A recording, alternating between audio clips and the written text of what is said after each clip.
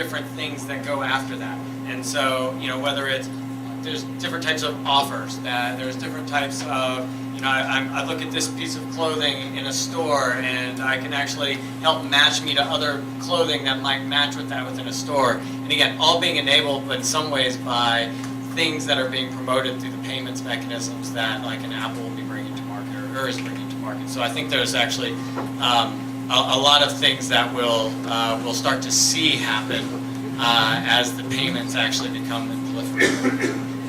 Matt, one last comment on this. It's also important, I think, to distinguish between, U.S. or between North America, where there's a very established credit card swiping going infrastructure, and the rest of the, dare I say, first world, right? And then the emerging markets where they don't have anything, right? They don't even have smartphones largely, but there's a real drive, I think, to bank a lot of people in these countries with cellular devices, right? And hopefully smartphones in the near future. But the range of solutions varies dramatically by geography.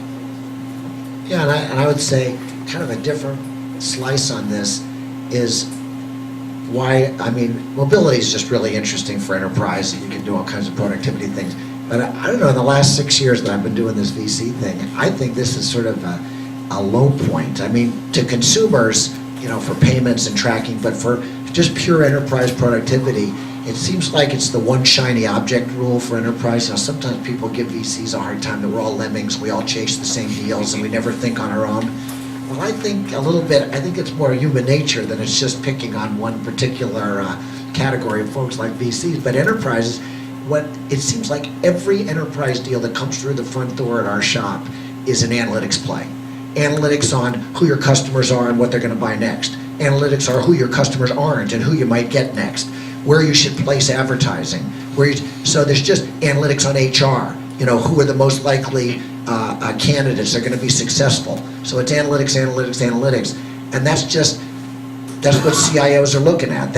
So maybe last year it was outfitting everybody with secure tablets. Well, this year it's to upgrade every one of their IT services with some sort of analytics to make it better. So if you've got 6 different sort of technology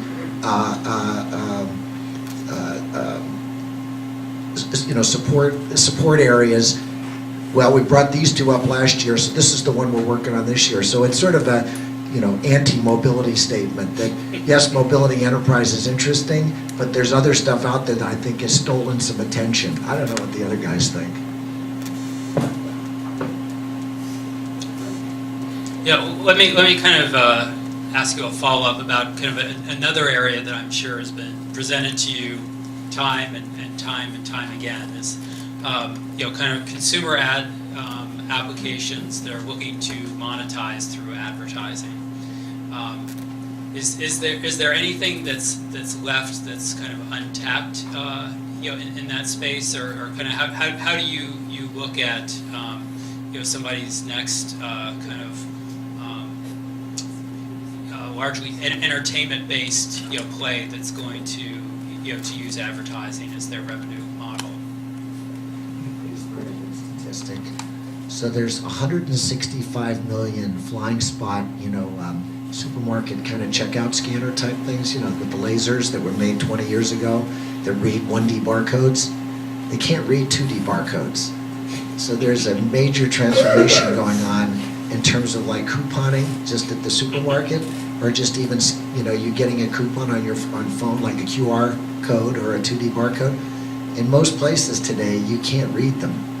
And so, but somebody's already figured that out, and now there's huge growth in 2D scanners, and pretty soon that transition will happen. But there's still a lot of run there. But I thought it was interesting that the problem's been identified, but it'll be a long time before those 165 million scanners have been changed out so we can do mobile couponing.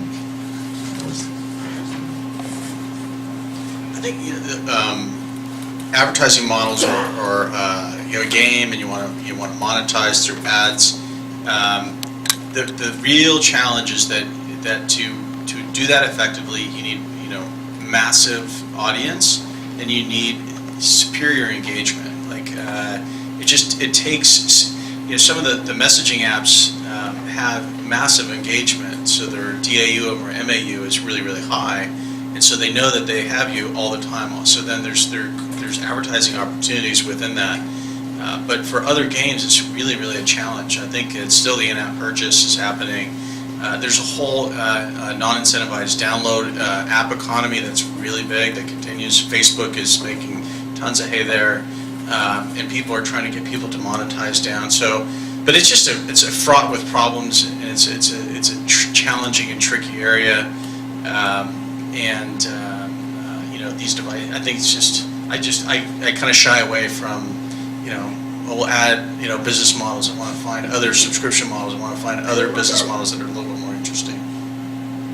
Terrific. I know we've got some audience members that want to ask some questions, but kind of one final one for the panel. So, Steve, you did a great job kind of highlighting an area where you've seen too many repetitive business plans. What else is kind of currently overhyped at the moment? You guys all said drones, so.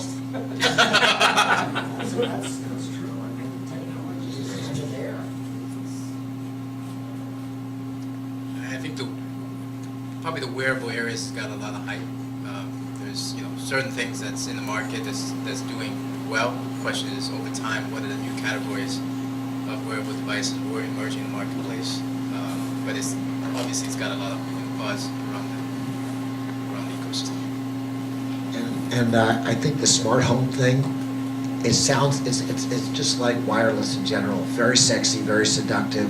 You can envision, the sort of the home of the future. But the reality is, I saw, bless his heart, I saw an entrepreneur yesterday. He came from a country that's probably 10,000 miles away from here. And you all know what Smart Things was. Who bought Smart Things for $200? Samsung. It's basically the water leakage sensor, little capacitive thing, and something that the door opening or window opening, and you get a package of sensors. And so, he and two other guys have worked on it for 2 years, and he's got his package of sensors, and he wants to start a company. I think that one is kind of related to my first comment tonight. I think that one, people have to be a little bit more thoughtful about. We can do that now. Now, what do you do on top of that?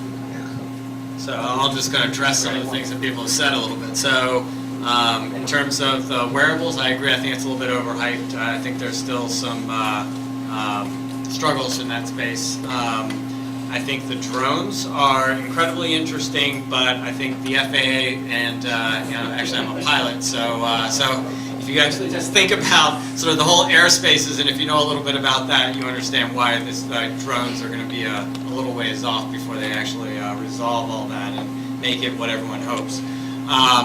The last is just a quick story from yesterday. And so we're an investor in August, a smart lock company, and I wasn't sure, so I figured, it'd be nice to be able to unlock my door with my phone or whatever. And I was actually in a meeting, and I was actually having a refrigerator delivered, and the delivery guy calls me up, and he's like, where are you? And I'm like, you're not supposed to be there for another hour and a half.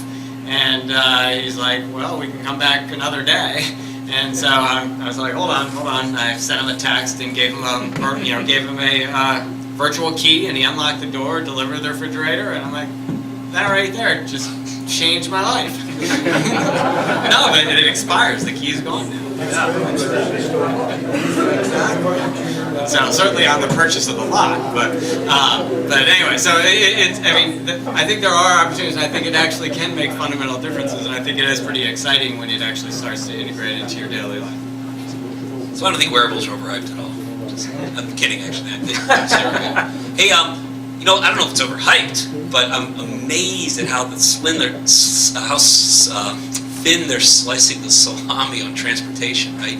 Everyone's like, Uber, it's so huge right now. Everyone's trying to do, low-cost Uber, the share ride version of Uber, the larger vehicle version. We don't compete with taxis, we compete with buses.